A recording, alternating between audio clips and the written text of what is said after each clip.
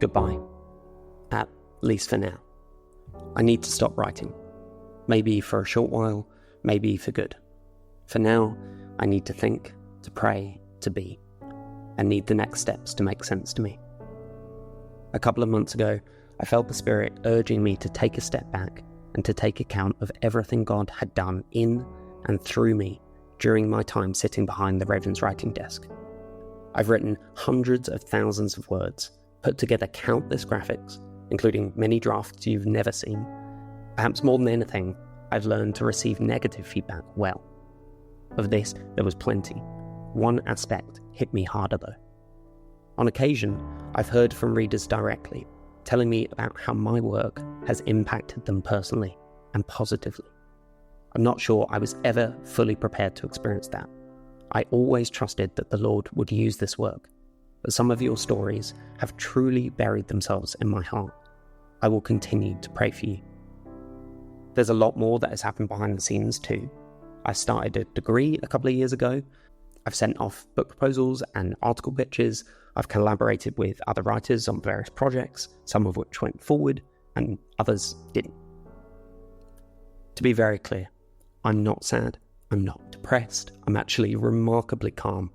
I put off writing this article for a couple of weeks because I thought I'd struggle, and then I actually took time to set it aside for the week and then come back to it later.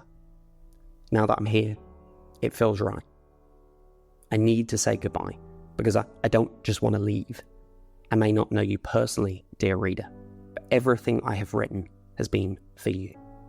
When I sit down and use this talent God has given me, I do so for your edification, so that God might use my spilled ink to illustrate strengths and struggles in your own life as He has in mine.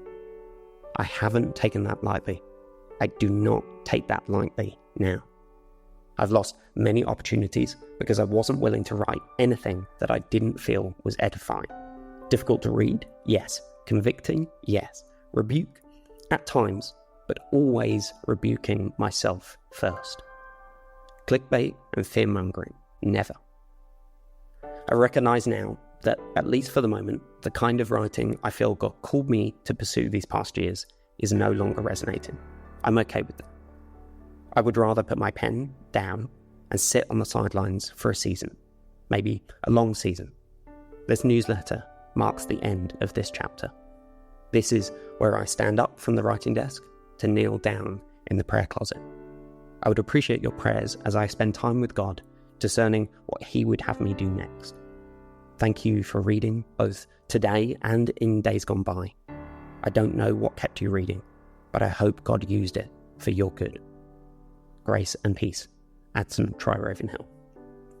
Usually, I leave some recommendations for the week, but that's not going to suffice today. Thankfully, a couple of months back, I wrote an article all about a bunch of writers I love dearly and who I would commend to you. This included Bob Allen, John E. Dobbs, Karen Swallow Pryor, E. M. Welcher and Rachel Joy Welcher, Chris Martin, Claire Adderholt, Justin Allison, Wendy Willard, Dan Alcantara, Kelly Ottaway, Adam Thomas, and Amy Mantravadi. I would love you to go and read those and to continue to read and encourage those writers as they do the work that God has called them to do. To these, I would add a couple of writers that have come across my path since. Christina Lynn Wallace's breakthrough article last month will likely appear on many top reads of 2025 come this December.